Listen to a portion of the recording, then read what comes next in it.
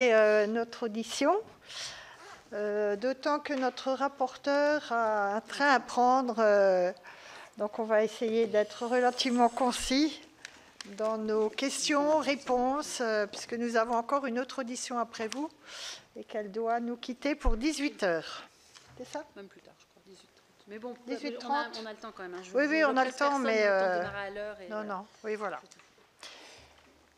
Bien, mes chers collègues, dans le cadre des travaux de notre mission d'information sur la santé périnatale et son organisation territoriale, nous entendons cet après-midi la professeure Catherine Barthélémy, présidente de l'Académie nationale de médecine, et le professeur Yves Ville, comme ça qu'on dit, membre de l'Académie et rapporteur d'un rapport adopté en février 2023 et intitulé « Planification d'une politique en matière de périnatalité en France. Organiser la continuité des soins est une nécessité et une urgence ». Ce rapport préconisait une réduction du nombre de maternités par des regroupements de structures autour notamment de l'hypothèse d'un seuil de 1000 naissances par an. Il a eu, dès sa publication, un fort écho médiatique et a relancé un débat récurrent sur la fermeture de celles que l'on désigne parfois comme les petites maternités. Il n'est d'ailleurs sans doute pas étranger à la constitution de cette mission d'information à la demande du groupe RDSE. Notre mission a commencé ses travaux la semaine dernière avec des auditions de la Haute Autorité de Santé, de Santé publique France et notre visite à l'hôpital Robert Debré. Et cette semaine, des auditions de syndicats lundi et des principales sociétés savantes concernées hier. Ces auditions confirment une préoccupation générale sur la situation de la santé périnatale, au regard notamment des grands indicateurs de santé publique que sont ceux de la mortalité néonatale, infantile ou maternelle. Cependant, les déterminants conduisant à la dégradation de ces indicateurs depuis plusieurs années dans notre pays ne sont pas toujours bien identifiés.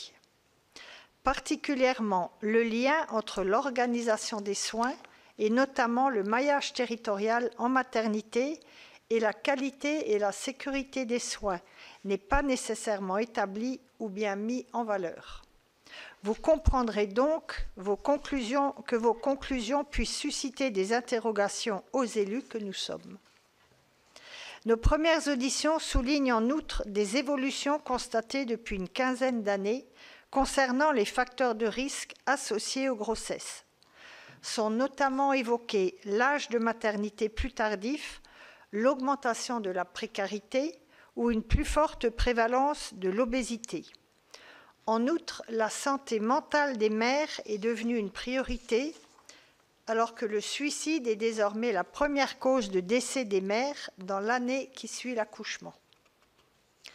Notre réflexion est large, s'intéressant à la prise en charge des mères et de leurs bébés pendant la grossesse, l'accouchement et les premières semaines de vie. Sur ce vaste sujet, l'Académie estimait dans son rapport de 2023 que la mise en œuvre d'un plan de périnatalité ambitieux est une priorité et une urgence, et proposait différents axes de travail pour définir une nouvelle politique publique en la matière. Au-delà du ton alarmant et alarmiste soutenu par ce rapport, l'Académie ne propose rien de moins qu'une réorganisation assez radicale de l'offre de soins, un choc dont l'acceptabilité politique et sociale ne serait certainement pas garantie. Le constat fait par l'Académie embrasse de nombreux sujets et s'intéresse aux structures existantes et aux professionnels concernés. Il traite notamment celui de la raréfaction des professionnels de santé. Cela vaut pour les gynécologues, obstétriciens et les pédiatres, mais nous l'avons vu aussi pour les anesthésistes ou encore pour les sages-femmes qui, bien que plus nombreuses, manquent à l'hôpital. Surtout, le schéma cible que l'Académie soutient, cible que l'Académie soutient suppose, au-delà d'une rationalisation du nombre de structures, une profonde mutation de l'organisation entre les établissements de santé comme entre la ville et l'hôpital. Dans le contexte que nous connaissons, de crise de la démographie médicale, mais également de fortes contraintes budgétaires, et alors que de nombreuses maternités subissent des fermetures temporaires ou définitives, il nous serait intéressant d'avoir votre éclairage sur les modalités concrètes de transformation qui ont pu être envisagées par l'Académie pour parvenir à ces conclusions. Vous l'avez compris, votre audition est très attendue par les membres de notre mission et vient nourrir la réflexion sur l'une des questions les plus cruciales, mais aussi les plus complexes que nous avons à traiter. Peut-on encore garantir aux femmes d'accoucher en sécurité près de leur domicile et partout sur le territoire national? Je vais vous laisser la parole sans attendre pour que vous puissiez présenter la position de l'Académie nationale de médecine sur ce sujet, les conclusions du rapport adopté en février 2023 et depuis les travaux complémentaires ou suites qui ont pu y être apportés. Je passerai ensuite la parole à Véronique Guillotin, qui est notre rapporteure, pour une première salve de questions. Alors, je précise que notre réunion est diffusée en direct sur le site internet du Sénat et sera ensuite consultable en vidéo à la demande. Voilà, Madame la Présidente, je vous laisse la parole.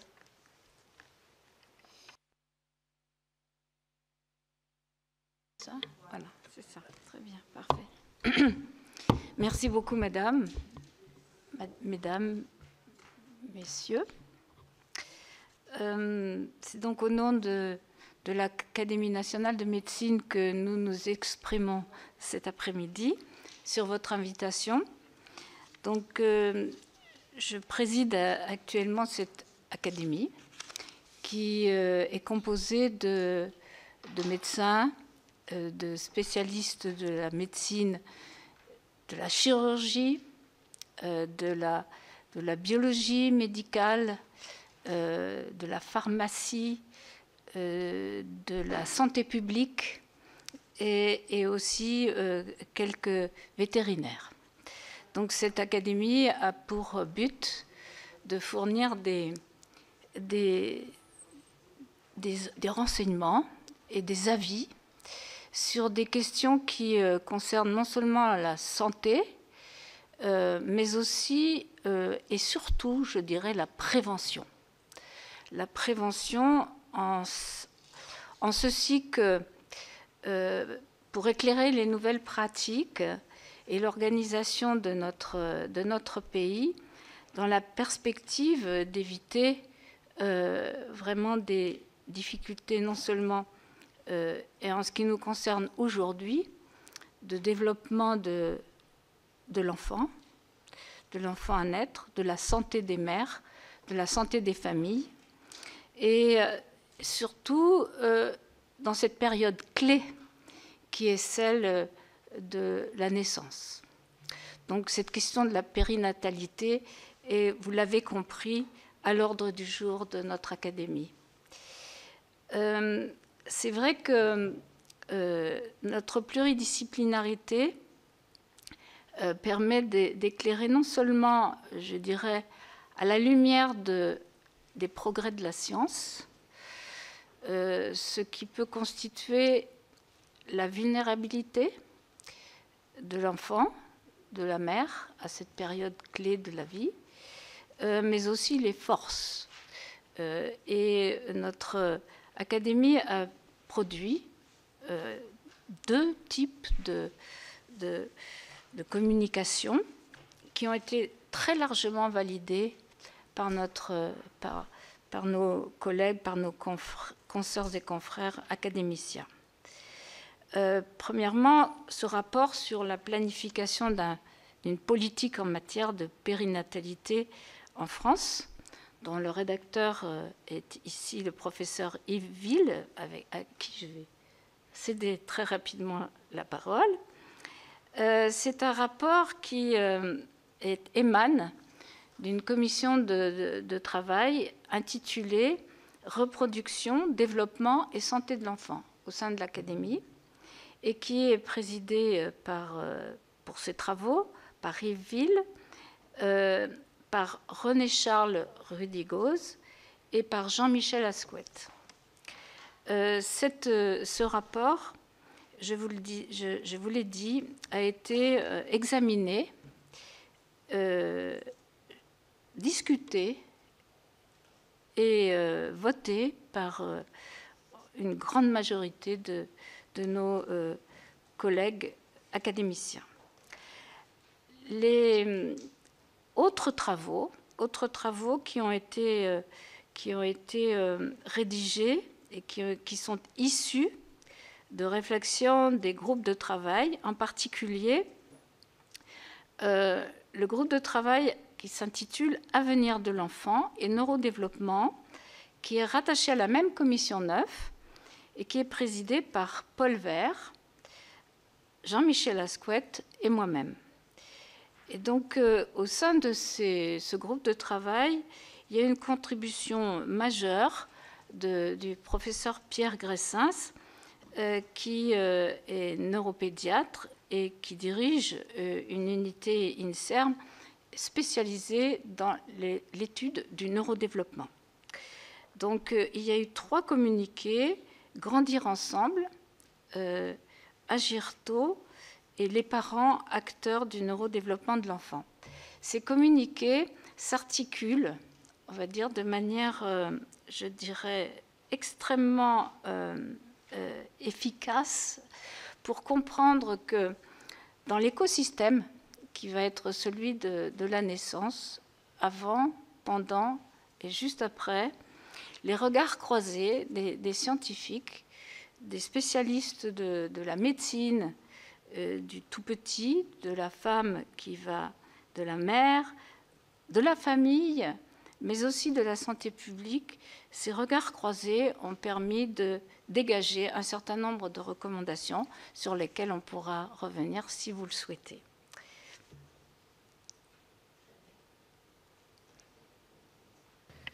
Vous vouliez aussi compléter ou bien Je pense que c'est mieux. Vous pouvez peut-être... On vous laisse la parole. On posera quelques questions après. Merci, mesdames les sénatrices, messieurs les sénateurs, de nous recevoir.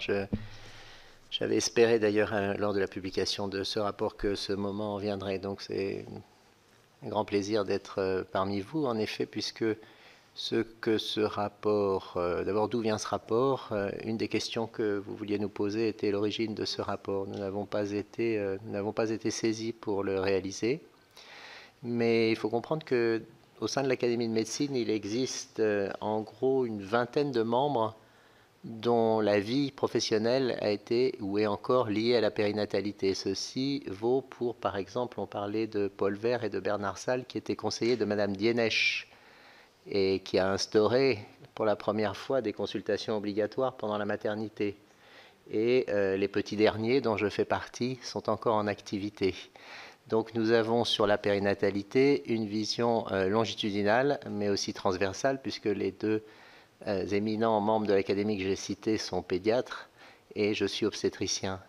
Donc nous avons une vision longitudinale et transversale de la périnatalité, de ses enjeux, des progrès qu'elle a pu réaliser et des périls qui peuvent la menacer. Et donc c'est bien entendu tout à fait spontanément, devant un constat pour lequel il n'est pas nécessaire d'être un professionnel de la périnatalité pour s'en alarmer, puisque pour ça il suffit de regarder la presse régionale, et environ une fois par semaine, il existe une crise locale ou régionale autour d'une maternité, le plus souvent une petite maternité, mais je reviendrai sur cette définition qui, au cours des années, change, puisque ce que l'on appelle une petite maternité aujourd'hui, on y reviendra sans doute, c'est sans doute une maternité qui fait moins de 1000 accouchements, alors que bien entendu en 1976, une maternité qui était qualifiée de petite faisait moins de 100 accouchements. Alors, d'où vient cette problématique et ces préoccupations grandissantes autour de la maternité? Elle vient une question sociétale qui est une exigence de la population qu'on est bien heureux de vouloir prendre en considération à hauteur égale, qui est celui de vouloir la sécurité. Et ceci, ça a été à peu près de 76 à 95, ça a été l'obsession et l'objectif principal, en tout cas, des différentes mesures prises dans le domaine de la périnatalité. Il fallait absolument corriger des taux de mortalité et de morbidité sévère qui étaient devenus inacceptables chez les nouveau-nés comme chez leur mère. Et puis, à partir de ces années 90, on est entré dans l'ère du postmodernisme ou de la postmodernité. L'ère de la postmodernité, c'est globalement, vous le savez aussi bien que moi, sur un plan sociétal, c'est une priorisation de l'individu sur le groupe, c'est une utilisation de plus en plus large des réseaux sociaux, et ceci aboutit à des exigences de l'individu sur le plan qualitatif. Et c'est la dernière fois qu'on a entendu parler officiellement de planification de la périnatalité. C'était en 2007 où ce petit plan de 2007 a ajouté des charges et des obligations de qualité d'accueil aux maternités dont on avait déjà, auxquelles on avait déjà imposé des normes de sécurité. En sachant qu'en 2007, un rapport de la Cour des comptes avait déjà montré que cette obligation de sécurité n'était pas remplie pour un grand nombre de ces maternités, en particulier des plus petites. Et donc cet aspect qualitatif bien normalement revendiqué par les jeunes familles d'aujourd'hui, eh bien, se trouve face à un dilemme qui est où puis-je avoir à la fois la sécurité et la qualité de l'accueil. Et on assimile, parce que c'est un des éléments de l'équation qui sont les plus faciles à prendre en considération, on assimile qualité de l'accueil avec proximité. Voilà, on traverse la rue ou on prend sa voiture 5 minutes et on arrive à la maternité. Je ne sais pas si proximité rime toujours avec qualité de l'accueil. C'est un premier point. Deuxièmement, la proximité, certainement, ne rime pas avec la sécurité.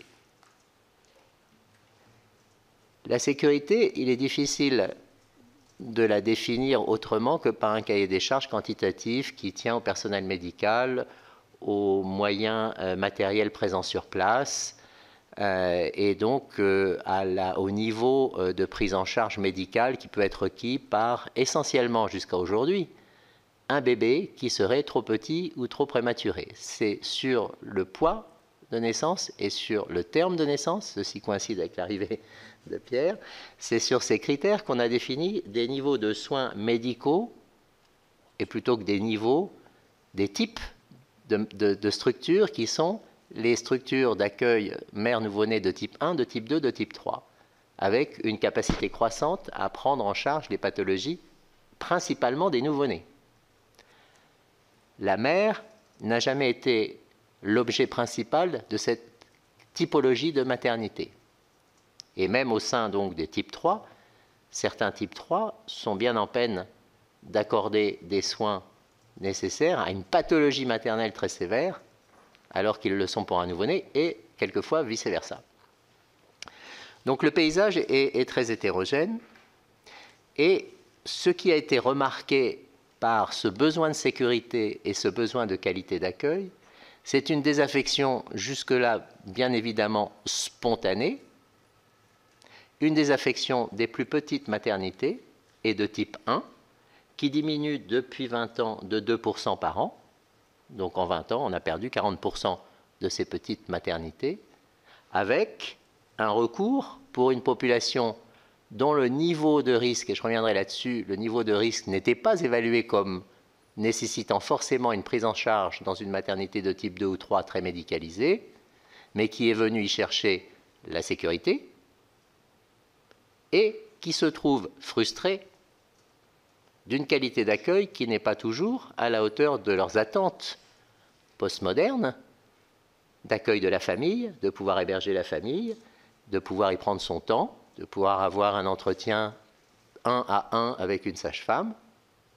Cette frustration des usagers n'a d'égal que la frustration des soignants, en particulier, en premier lieu, des sages-femmes qui, dans ces conditions, sont en difficulté pour accorder ce qu'elles aimeraient pouvoir accorder à la demande de ses parents, cette qualité de relation parce qu'elles ne sont pas assez nombreuses et parce que nos locaux sont trop exigus. Ceci a été un phénomène spontané, puisque vous vous êtes saisi des conclusions de ce rapport et, bien entendu, depuis 2007, rien ne s'est passé. La seule structure qui existait, qui permettait un échange quasi permanent et de faire une vigie de ce qui se passait en périnatalité, était la commission de la naissance. Elle a disparu du jour au lendemain. Je représentais l'académie. Je n'ai même pas reçu la raison pour laquelle cette commission de la naissance avait disparu. Mais elle a disparu. Donc il n'y avait plus de structure mettant en relation de façon régulière et officielle à la fois les autorités de santé, les usagers et les professionnels de la naissance. Et donc depuis 2007, c'est silence radio. Sauf que le silence radio n'est pas un silence radio ni un silence média. Et donc, on aboutit à des crises qui explosent ça et là, localement, dans tout le territoire, de femmes qui ne trouvent plus de maternité, une maternité qui n'est plus ouverte en permanence. Donc la concierge peut être dans l'escalier, mais l'obstétricien ou la sage-femme, non, c'est pas possible. Et donc il existe des maternités qu'on appelle en tension sévère. Alors c'est un critère composite qu'on peut définir comme suit. C'est une maternité qui n'arrive pas à assurer la continuité des soins 24 heures sur 24 et 365 jours par an. Et donc dans ces listes de garde, eh bien, il existe des trous. Et un trou dans une liste de garde, eh bien, c'est un défaut de soins potentiel.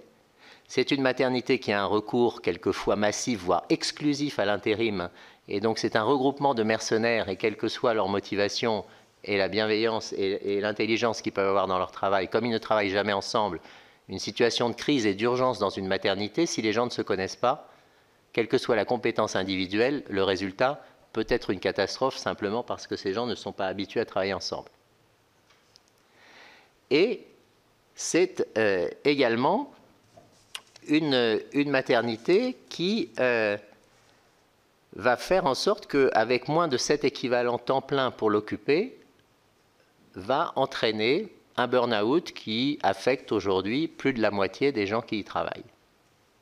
Donc quand on est dans cette situation et qu'on ne veut pas la regarder en face et essayer d'y remédier activement, on attend le pourrissement. Et ce à quoi on assiste quand on lit la presse ou qu'on écoute la radio, quand elle parle de périnatalité, ce sont des situations de pourrissement extrême où la maternité est tombée. Et donc, fort de ce constat, et après avoir auditionné à la fois les usagers et tous les acteurs soignants de la périnatalité, la conclusion qui s'est imposée à nous était d'identifier comme d'une fragilité continue, parce que ce mouvement de fermeture de 2% par an de ces maternités de type 1, elle affecte principalement les maternités de type 1 qui font moins de 1000 accouchements, et 80% de ces maternités sont en tension sévère, telle que je viens de le définir un petit peu grossièrement. Et donc cette ligne qui est une pente absolument, avec cette pente fixe de 2% par an, va finir jusqu'au zéro, puisque rien n'est fait. Et comment pouvoir assurer à la fois la qualité d'accueil et la sécurité? Eh bien, c'est en préservant des structures qui sont un peu plus adaptées, parce qu'un peu plus en proximité et beaucoup plus armées pour la sécurité, qui sont les maternités de type 2, qui font moins de 1000 accouchements. Quand ce rapport est sorti, la presse n'a saisi qu'une seule chose, il faut fermer 100 maternités qui font moins de 1000 accouchements. La presse aurait pu dire, il faut sauver 50 maternités qui font moins de 1000 accouchements et qui sont de type 2. En faisant cela, si l'on reportait, si l'on fusionnait ou si l'on incitait, et je reviendrai sur la fusion et l'incitation, parce que là, la solution n'est pas médicale, elle est politique, et elle est une solution d'aménagement du territoire. Elle n'a plus rien de médical. Mais si l'on fusionnait ou qu'on incitait les personnels de ces maternités de type 1 extrêmement fragilisées qui ne satisfont ni les usagers sur les 2 critères principaux, ni les soignants qui y sont, pour garder ouverts ces 52 maternités de type 1 qui sont tout aussi menacées que ces 100 maternités de type 2 qui sont tout aussi menacées que les maternités de type 1 dont on parle, eh bien, on pourrait ralentir, voire inverser cette tendance à la désertification sur le plan périnatal. C'est sur un plan organisationnel. Maintenant, sur un plan plus microscopique ou macroscopique, pardon. Si on s'intéresse à l'échelle, par exemple, de la commune, il y a en gros un peu moins de 400 communes qui a une maternité, ce qui veut dire que toutes les autres ne sont quand même pas des endroits où on ne veut pas habiter quand on a moins de 50 ans. Donc ça existe des maternités sans, des maternités sans commune, quelquefois, quand c'est une communauté de communes, mais des communes sans maternité, il y en a énormément en France. Et ça n'est pas un drame dans chacune de ces communes de ne pas avoir de maternité. Donc, la solution de pouvoir séparer, et là, je conçois que ce concept-là soit une rupture importante, plus importante sur un plan social et sociétal que sur un plan médical, car de nombreux voisins l'ont déjà compris en Europe.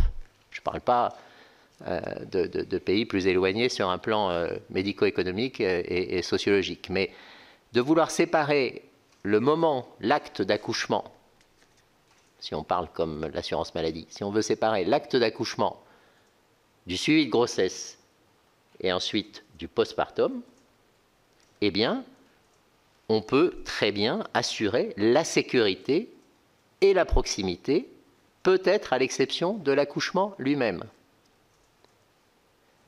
Donc, une femme enceinte peut être suivie à proximité de son domicile, accoucher dans une structure soit de type 1 suffisamment équipée et staffée pour que les choses se passent en sécurité et avec une qualité d'accueil, ou un type 2 ou un type 3, et revenir quelques heures plus tard ou le lendemain dans sa commune, à proximité, avec des sages-femmes qui assureront l'apprentissage de la parentalité avec elle et les soins du bébé. Ceci est possible, ceci est réalisé dans de nombreux pays d'Europe et d'Europe du Nord en particulier. Il faut savoir qu'aujourd'hui, même dans des grandes métropoles en Europe, c'est un peu l'esprit d'escalier, je suis désolé si ce discours vous paraît un petit peu décousu, mais vous me recadrerez avec des questions plus précises. Mais si vous êtes à Barcelone, par exemple, que vous avez été suivi pour votre grossesse et que vous rentrez en travail, vous n'allez pas dans l'endroit où vous avez été suivi, vous faites un numéro de téléphone, vous composez un numéro de téléphone et on vous dit ce soir-là où il faut aller accoucher. Même chose à Amsterdam. Si vous ne voulez pas accoucher à la maison, je suis sûr qu'on reviendra là-dessus. Donc, voilà, quand on se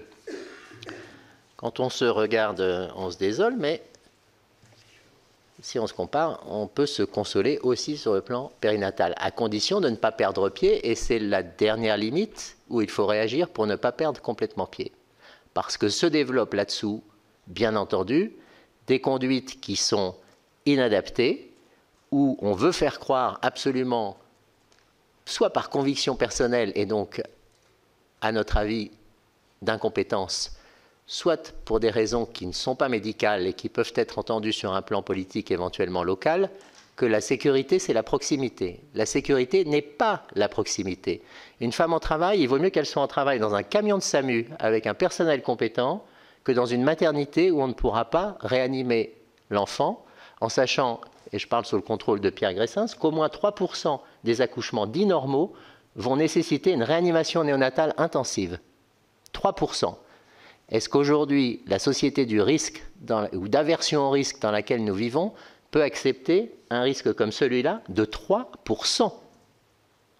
Et comme vous l'avez dit dans votre introduction, Madame la sénatrice, le phénotype de la femme enceinte a beaucoup changé et la définition d'une femme à bas risque est bien difficile aujourd'hui avec l'augmentation de l'âge à la conception, l'épidémie de diabète et d'obésité pendant la grossesse, le recours à la procréation médicalement assistée et des pathologies qu'on reconnaît aujourd'hui comme beaucoup plus fréquentes, préexistant à la grossesse, qui ont un impact sur la grossesse et l'accouchement, qui sont l'endométriose et le syndrome des ovaires polykystiques.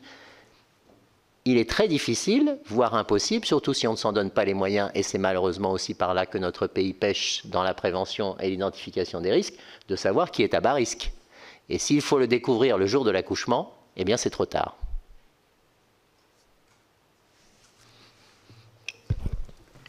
Très Très bien, merci. Véronique. Je vais peut-être commencer par quelques questions, ou de toute façon, on va aller sur de l'échange.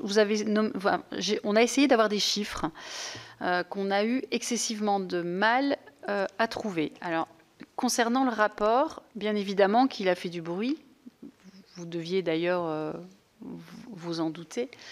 Je suis médecin, donc j'entends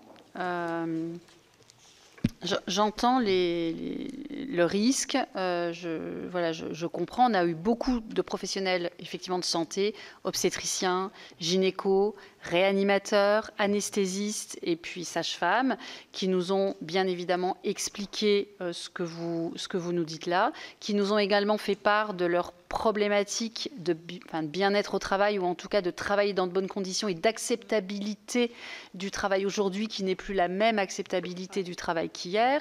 Les nuits, le nombre de nuits, le nombre de week-ends d'affaires, le travail de salle d'accouchement, la responsabilité, et puis les risques que vous avez nommés pour les mamans, des mamans qui sont aujourd'hui plus âgées qu'avant, l'obésité et la santé mentale également, avec la paupérisation, qui font que les accouchements d'aujourd'hui ne sont plus les mêmes qu'hier, ni les conditions dans lesquelles on accouche. Mais par contre, alors vous avez dit que 3% des grossesses normales, c'est bien ce que vous aviez dit, étaient à risque de basculer de manière non prévue vers des grossesses plus qu'à risque, vers des accidents de la grossesse, voire de l'enfant. C'est bien ça? On parle même là, non seulement de grossesse normale, mais d'accouchement qui a l'air de vouloir se passer normalement. D'accord. Est-ce que ces chiffres-là sont... Voilà, ce que j'aurais aimé, ça c'est la première question, mais vous répondrez peut-être après, si vous voulez bien. Donc c'était d'où ces chiffres, en fait, quelles études, quelles publications, etc. Ces 3% émanent. La deuxième question, je vais toujours essayer de rester assez scientifique pour le moment. Sur quelle étude, puisqu'on en a peu, vous êtes-vous basé pour conclure qu'une maternité à partir de 1000 accouchements était plus sécure qu'une maternité petite, on va la nommer comme ça, hormis la volonté des praticiens de travailler ensemble. C'est-à-dire, j'exclus le fait sociétal qui fait qu'avec une équipe de moins de 7, tout le monde nous a donné à peu près ces critères-là. Est-ce qu'il y a d'autres indicateurs qui sont plutôt des indicateurs de sécurité, d'accidentologie, de risque, entre une maternité de 1000 et une maternité de moins de 1000 accouchements? Et enfin, et après je laisserai mes collègues, on a une partie des auditions, vous en doutez, qui n'étaient pas tout à fait sur votre version et qui inversait, qui regardait l'accouchement, la grossesse sous un autre prisme, en disant la grossesse et l'accouchement sont un acte normal, physiologique, dont 70, 80, je ne sais pas, pourcentage se passe sans aucun problème.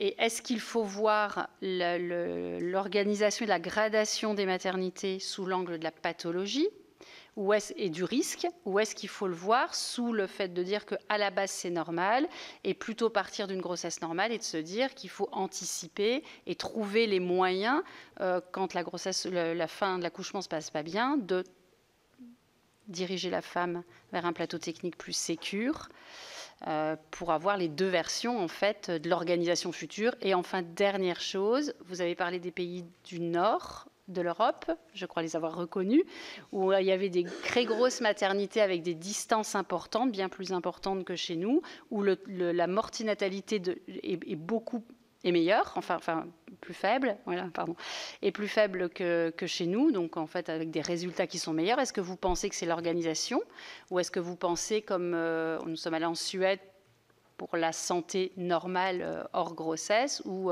l'organisation des soins est scalée, par contre il y a une prévention et une prise en charge individuelle qui est aussi différente. Donc est-ce que l'on peut comparer vraiment les deux systèmes?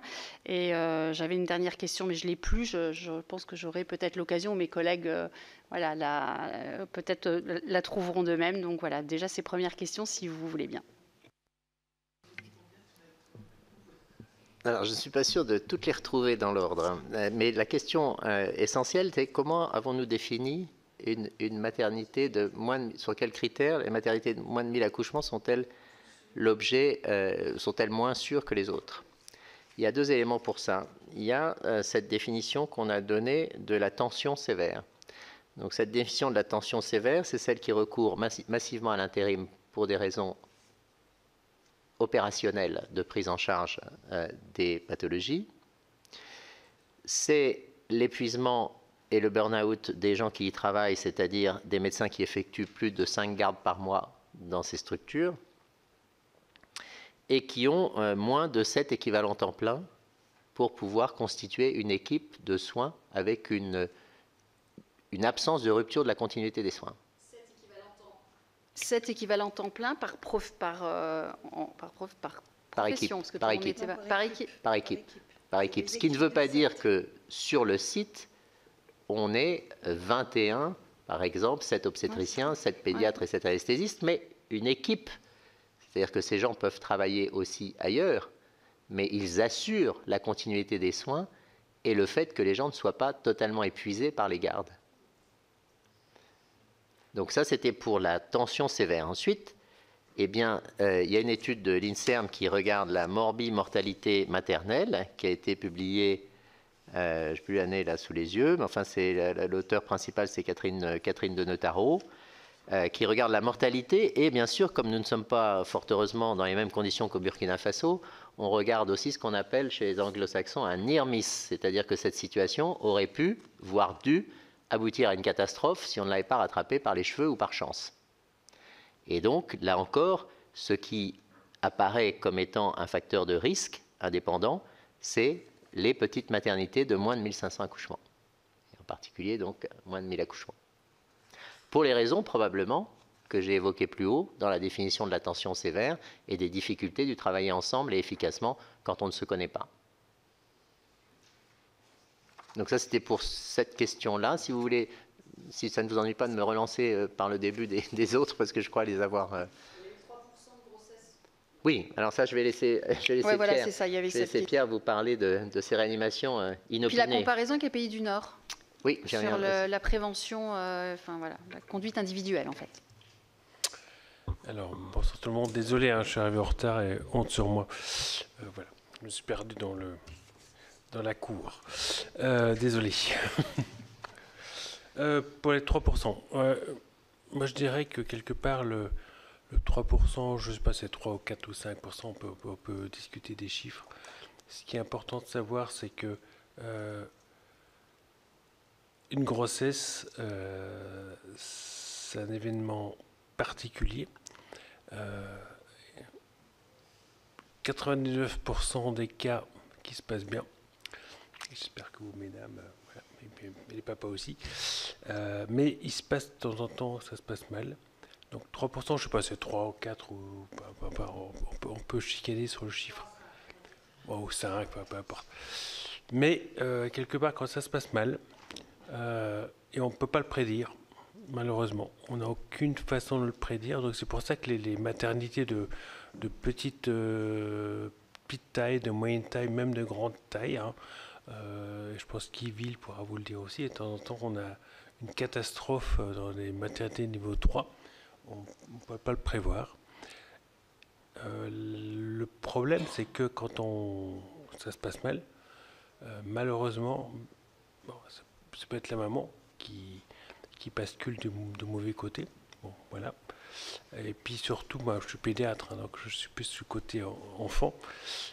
Si l'enfant, ça se passe mal, c'est souvent neurologique, malheureusement. Et ça va coûter, je dirais, 10, 15, 20 millions à la société. Donc, il faut mettre, même si c'est 2%, 1%, 5%, on parle de millions d'euros pour la société. Le coût aussi, l'impact pour la famille, bien sûr. Mais là, on a... Voilà. C'est énorme, c'est monstrueux. Donc, quel que soit le pourcentage d'échecs, donc il y a un vrai côté. Qu'est-ce qu'on fait pour ces enfants-là? Qu'est-ce que la société va pouvoir va payer, nous et vous, etc. Donc là, on passe de quelques pourcents à des millions. Parce que ces enfants-là, ils ne vont pas aller bien. Et Catherine va pouvoir vous dire aussi que et heureusement, la société française a mis je pense qu'on n'est pas mauvais là-dessus. On a mis en place enfin, vous avez mis en place, vous, des choses pour aider ces enfants-là. Cela dit, ça a un coût énorme. Je m'excuse, quand vous pardon. parlez du coût là, des 10 à 20, voire au-delà de millions d'euros, c'est la prise en charge de ces Ouais. enfants qui ont Ouais. par exemple fait de l'anoxie Oui, à la naissance Exactement et la ça. prise en charge jusqu'à toute leur vie durant ou jusqu'à un certain âge toute vie ou- durant. Toute vie durant. Jusqu'au Ok. vous et moi, voilà. D'accord. Voilà. Ok. Et certains s'en sortent pas trop mal, hein, mais certains aussi, voilà. Et Catherine a passé toute sa vie à aider ces enfants-là. Voilà. Donc il y a- on parle, même si c'est 1%, je dirais, pareil, 1%, si on fait le calcul, c'est énorme. Voilà. Donc, mais quelque part, je dirais que même parmi ces, ils ne sont pas tous, heureusement, ils ne vont pas tous coûter 1 million à la société, mais quand même, il y a quand même 15% des enfants qui vont vivre après une grossesse, un accouchement difficile, vont vivre difficilement leur vie après. 15-20%. Ah bah oui. Ah bah oui. Malheureusement, oui. Alors d'autres...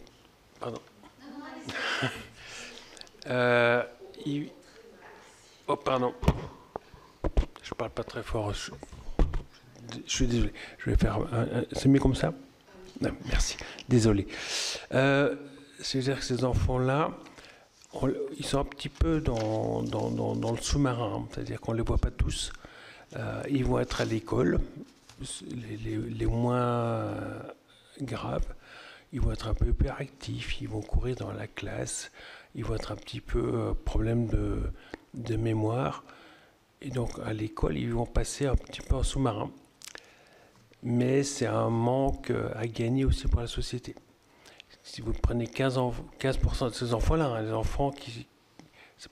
heureusement, ce n'est pas 15% des enfants dans la population générale, mais 15% des enfants qui sont dans une naissance un peu compliquée.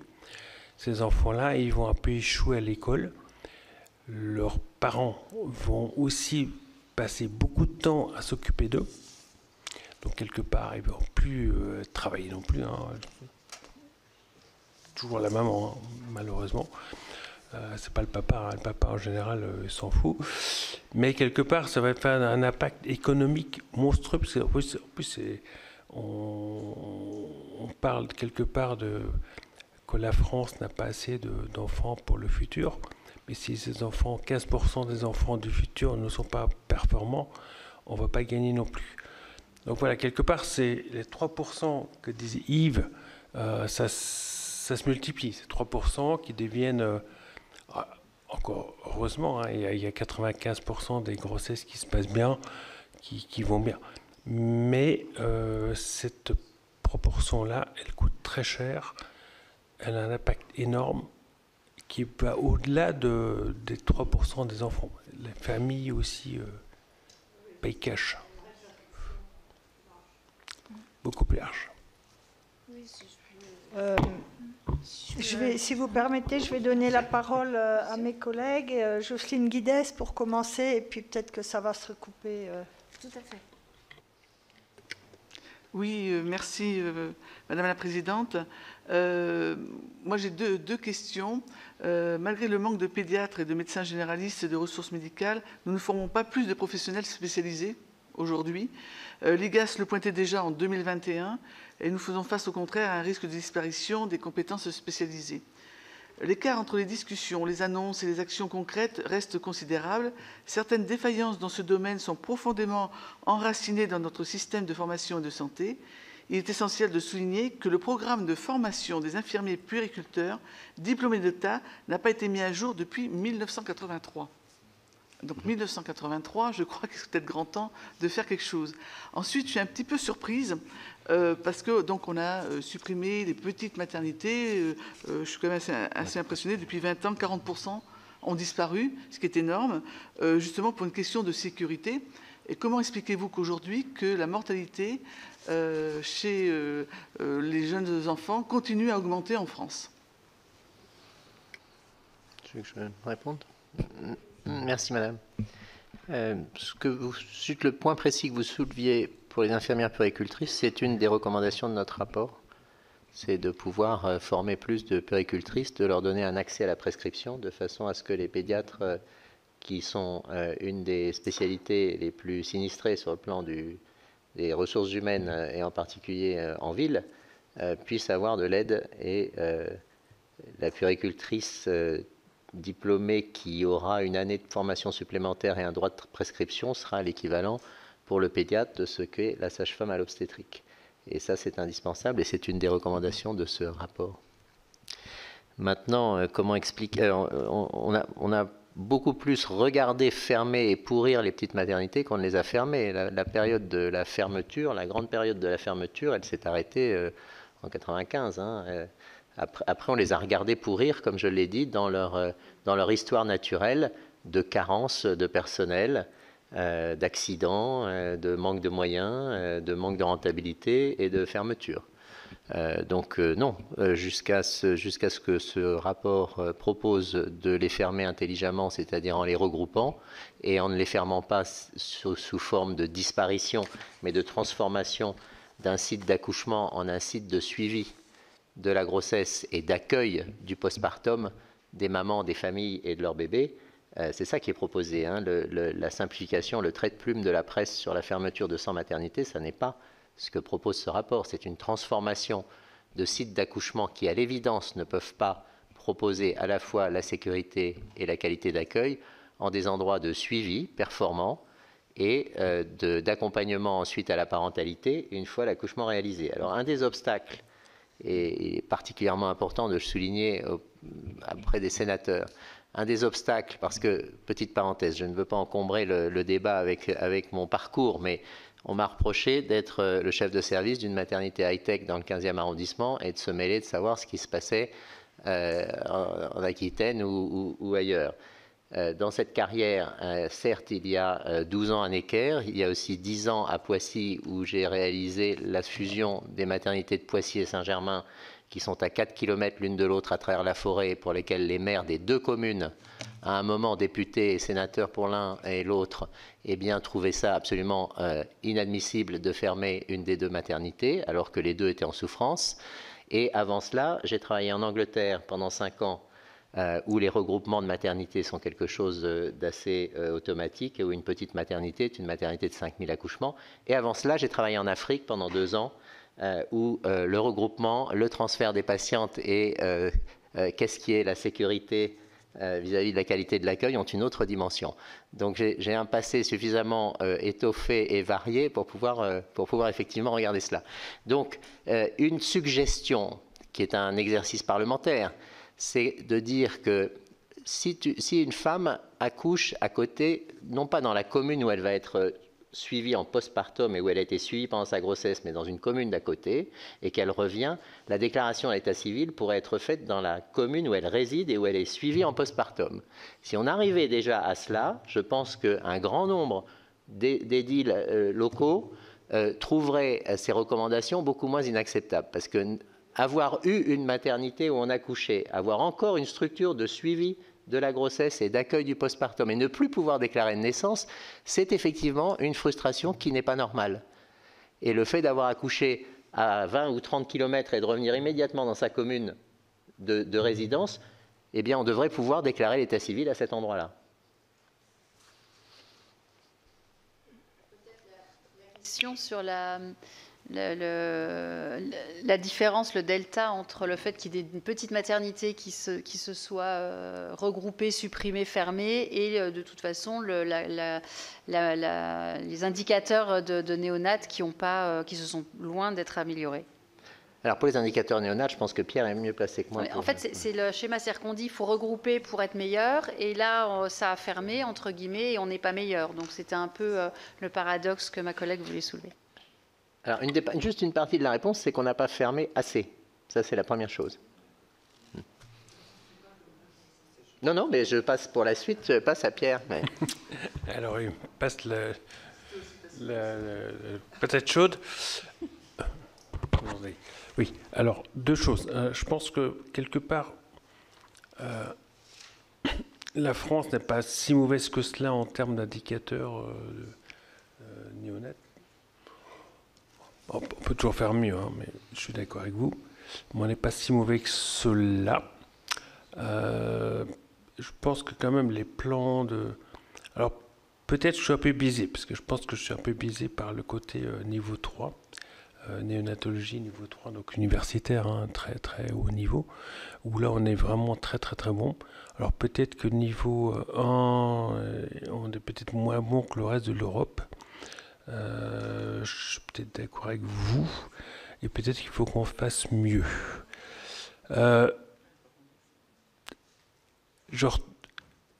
J'ai pas la réponse, mais je voulais rebondir aussi sur un autre point, parce que vous avez posé beaucoup de questions, toutes très, très intéressantes, sur notamment la pédiatrie.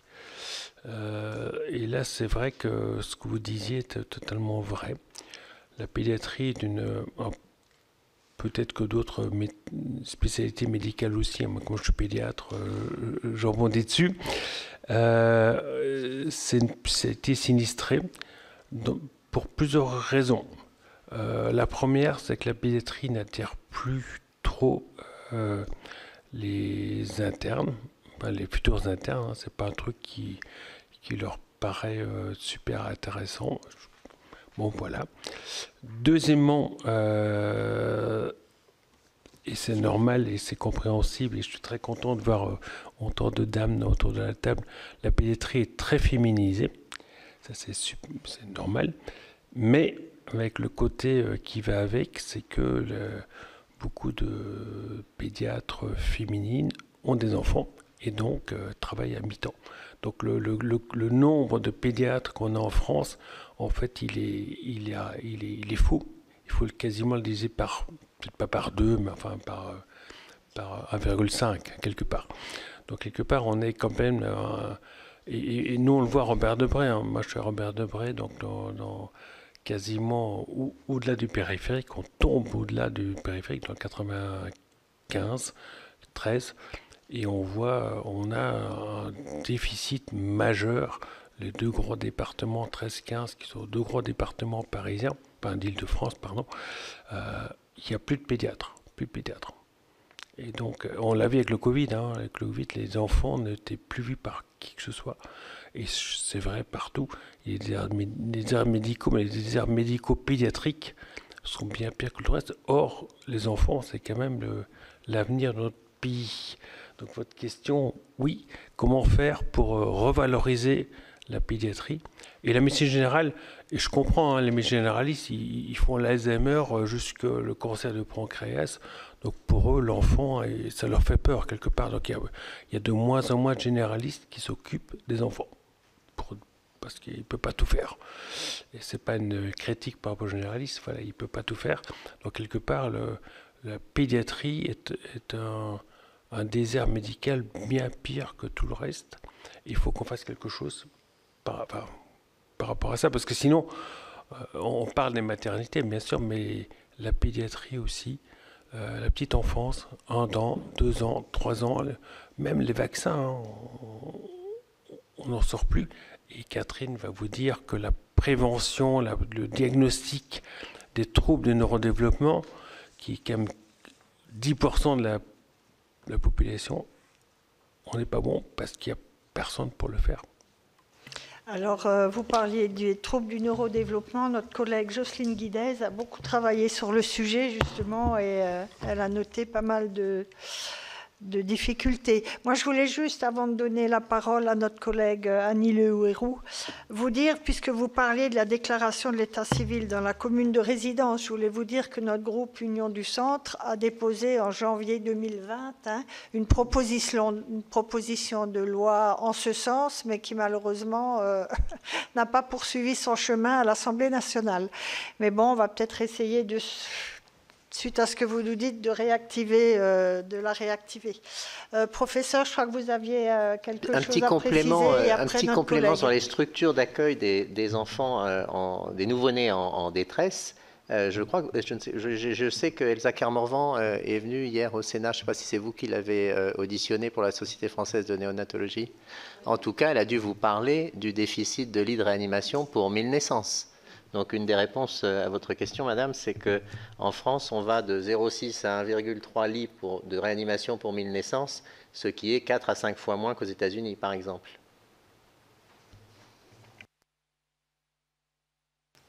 Annie Le Houerou. Merci.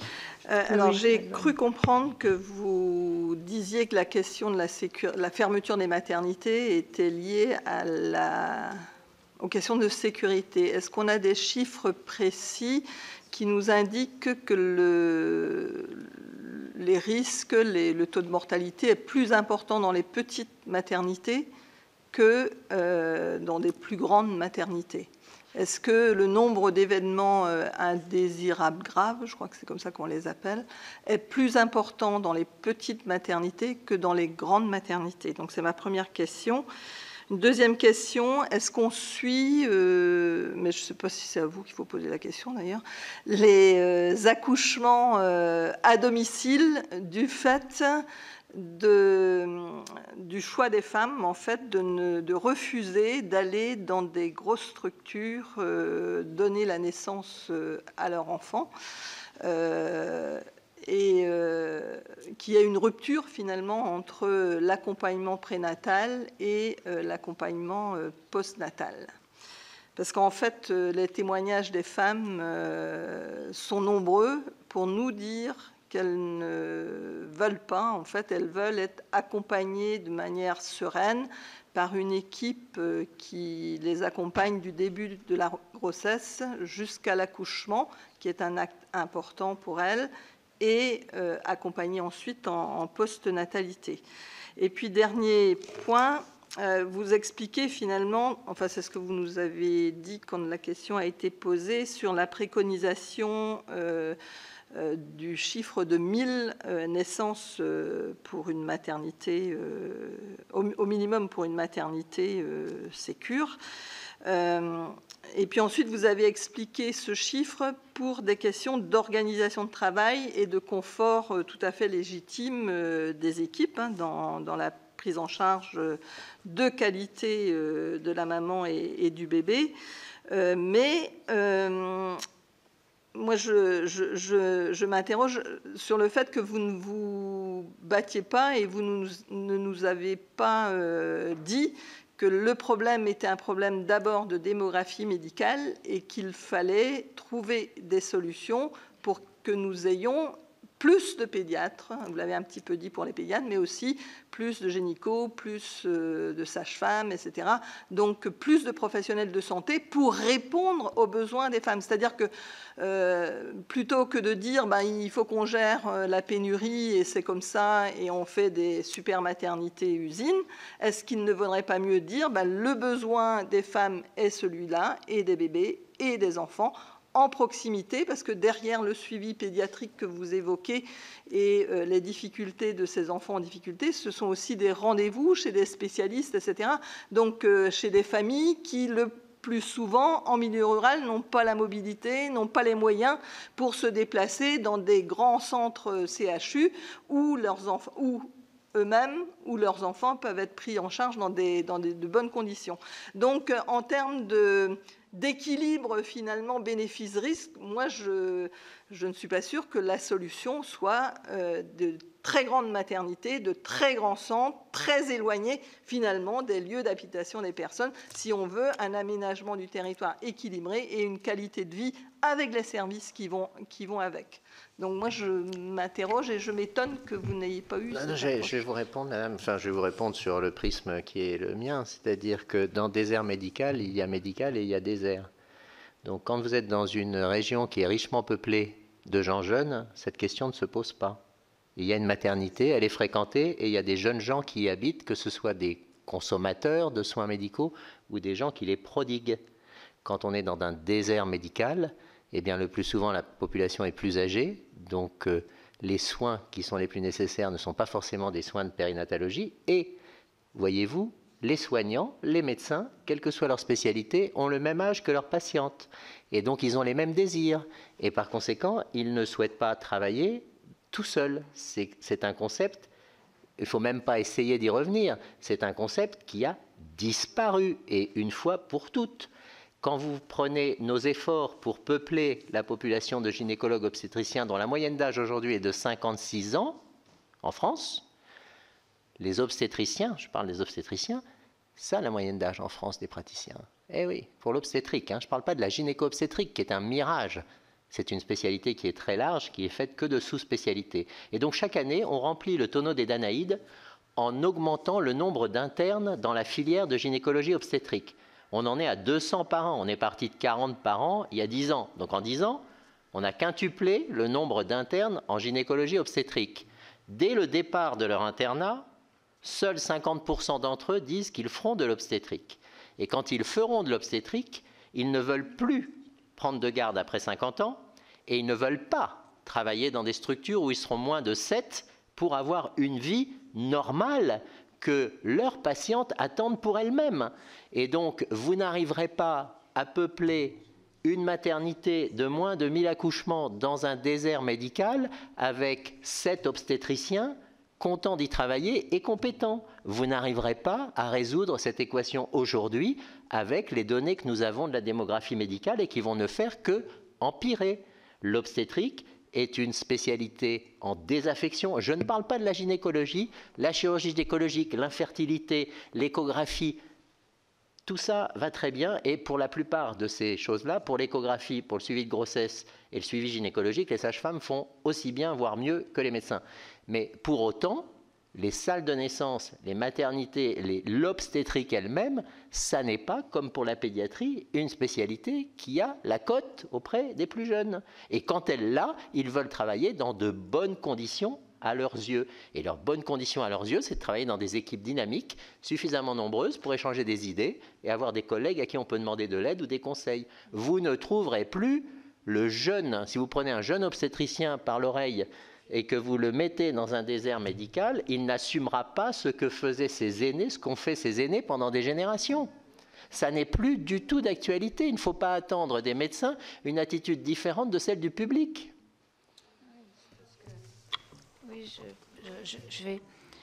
je vais ajouter quelques mots à cette préoccupation, non seulement des déserts médicaux, mais de la faillite un peu de la formation des médecins, non pas en quantité seulement, mais en qualité et en orientation dans leur choix de spécialité. Je crois que c'est un des points sur lesquels l'Académie nationale de médecine se penche, évidemment, pas seulement. Mais il y a là aussi une attractivité, qui est non seulement celle du social, c'est-à-dire de l'environnement professionnel, mais aussi de la spécialité, du choix de la spécialité. On va vers des spécialités qui sont des spécialités plus, je dirais, entre guillemets, actuelles. Hein. Donc on sait très bien, le Conseil national de l'ordre nous a expliqué que la plupart des généralistes qui s'installaient faisaient de la médecine esthétique. Hein. Donc voilà, c'est bien ça le problème.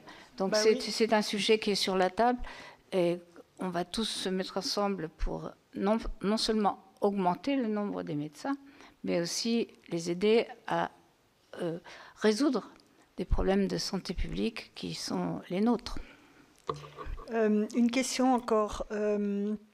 Quand on observe les chiffres, on se rend compte que les départements et les régions d'outre-mer ont des chiffres encore moins bons qu'en métropole. Est-ce que vous avez fait des études par rapport à ces territoires-là, ou est-ce que vous allez en faire, ou est-ce que vous avez des données à nous communiquer? Et puis, si vous pouvez nous dire un mot sur les maisons de naissance et les centres de protection maternelle et infantile, je vous demanderai de le faire dans un temps assez court parce que nous devrons commencer la deuxième audition. Merci. Pour les territoires d'outre-mer, la problématique qui est à la fois celle de la métropole qui a déjà été envisagée et en plus la proximité de populations qui migrent vers ces régions fait que le degré de précarité est bien plus important. Donc à tous les problèmes de sécurité classique qu'on a évoqué là, s'ajoute la précarité, la très grande précarité d'une population migratoire, soit d'Haïti pour ce qui est des Antilles, soit de Mayotte pour ce qui est de la Réunion, ce qui aggrave considérablement le problème. Donc nous n'avons pas pu mixer, si vous voulez, cette analyse avec celle de la métropole. Et par ailleurs, pour ce qui est des maisons de naissance, alors il y a quand même eu, il y a quelques années, une petite dizaine d'années, un consensus pour dire qu'il fallait avoir des zones de suivi et d'accouchement physiologique au sein des grandes structures. Et ça avait été un consensus trouvé entre le Collège national des gynécologues obstétriciens, les sages-femmes. Tout le monde avait l'air de devenir très raisonnable. Pour ça, il faut s'en donner les moyens, parce que la frustration dont j'ai parlé dans mon introduction, un peu longue, j'en suis désolé, mais qui était en même temps assez documentée, c'est de dire que ces grandes structures qui peuvent assurer la sécurité et qui devraient, qui ne le font pas, mais qui devraient assurer la qualité de l'accueil, doivent être beaucoup plus aidées de façon à pouvoir permettre cette qualité d'accueil et des zones complètement physiologiques dans le suivi et dans l'accouchement, de façon à simplement pouvoir prendre la main médicalement si une catastrophe arrive, ce qui est le cas. Donc 3%, c'est 3% de risque d'anoxie périnatale, tout simplement. Donc voilà, et aujourd'hui, ce que l'on sait des maisons de naissance, je ne sais plus comment vous appelez ça sur un plan administratif, je crois que les rapports sont insincères, parce que ce sont des auto-évaluations, et qu'on n'y a pas de bonne évaluation qui soit une auto-évaluation, et que, comme, encore une fois, on n'est pas au Burkina Faso, les NIRMIS, ou les situations qui auraient pu être catastrophiques, ne sont pas catastrophiques éventuellement à la fin, mais c'est probablement par chance. Parce que la nature est bonne quelquefois, mais quand elle ne l'est pas, elle n'est pas du tout en obstétrique et en périnatalité. Je vais terminer peut-être par la dernière question. Vous avez parlé d'urgence à agir dans votre rapport, oui, en soulevant voilà, ces indicateurs, cette nécessité de ne pas laisser pourrir une situation et plutôt de l'organiser. Donc il y avait une nécessité d'urgence. On en est à 1 an du rapport. Est-ce que vous avez de votre côté constaté une prise en main de ce sujet de périnatalité avec un pilote dans l'avion, quelqu'un qui guide, qui s'en est saisi? Est-ce que vous avez des relations avec le gouvernement pour voir un petit peu vers où on pourrait aller, comment on pourrait faire? Et la deuxième question, c'est qu'une transformation profonde, comme vous la préconisez, nécessite pas juste du regroupement, mais un accueil des familles. Il faut parler du transport, il faut parler du bien-être du bébé, de la maman et de son entourage. Est-ce que ça, c'est quelque chose qui est chiffré? Alors, est-ce que ce rapport a été entendu et présenté? Oui, je l'ai présenté aux ministres successifs depuis sa publication, donc à quelques personnes, effectivement. La DGOS est très consciente du problème et avait engagé une réflexion là-dessus qui n'était pas forcément très éloignée de ce que nous avons rédigé, sur bien des aspects, en particulier sur les problèmes de démographie médicale. Mais encore une fois, c'est l'Académie qui s'est autosaisie, de par sa vision de la périnatalité et de la forte imprégnation de l'Académie par des gens connaissant la périnatalité. La solution, je vais vous dire, elle n'est pas médicale. La solution, c'est une solution qui est une solution politique et une solution qui est dans l'aménagement du territoire. Vouloir former beaucoup plus de médecins, encore une fois, ne servira à rien. Former des infirmières puéricultrices compétentes et autonomes va beaucoup aider.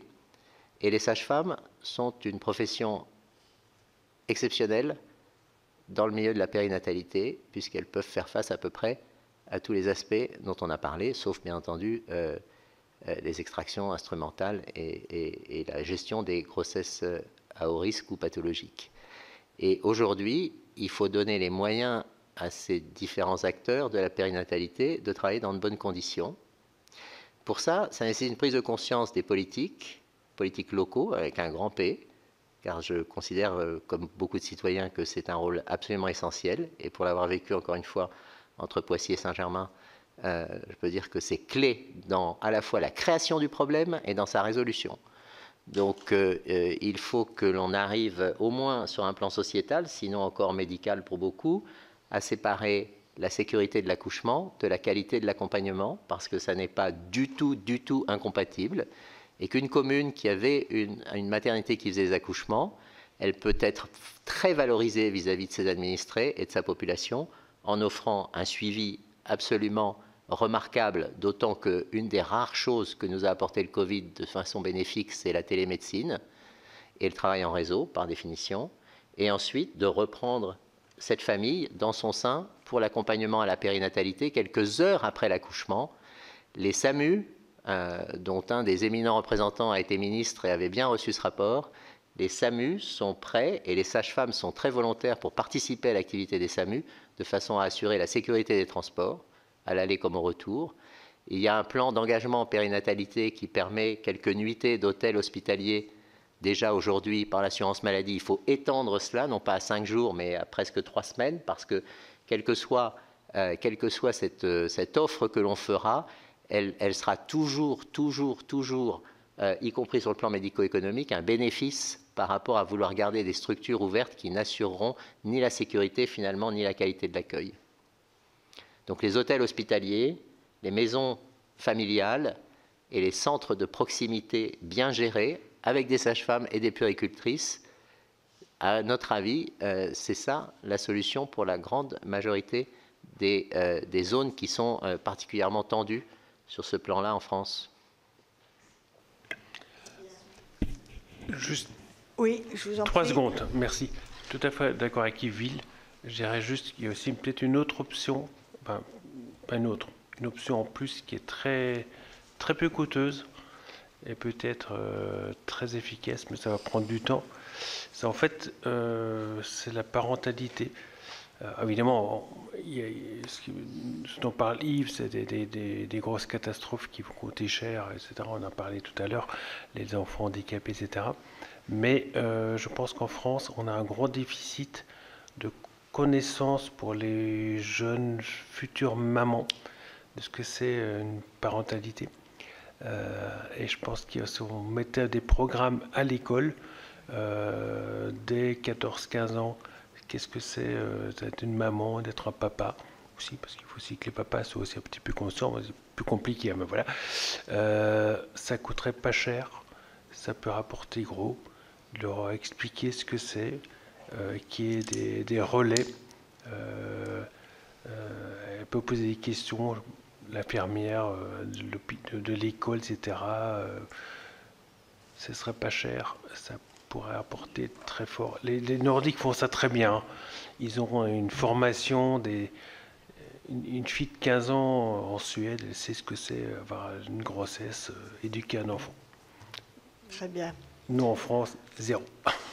Très bien, vous savez qu'on a déjà en France des difficultés à mettre les cours, ne serait-ce que d'éducation sexuelle ou à la vie affective, puisqu'il n'y a que 15% des écoles dans lesquelles ça se pratique. Écoutez, il me reste à vous remercier chaleureusement d'être venu à notre rencontre pour toutes les explications que vous nous avez données. Je crois qu'on vous a fait parvenir un questionnaire. Si vous voulez bien nous répondre par écrit sur toutes les questions qu'on vous a soumises, et puis si vous avez d'autres éléments à nous transmettre, ça sera avec plaisir. En tout cas, merci. Je vous souhaite un bon retour. Merci pour votre accueil. Merci beaucoup. Merci à vous.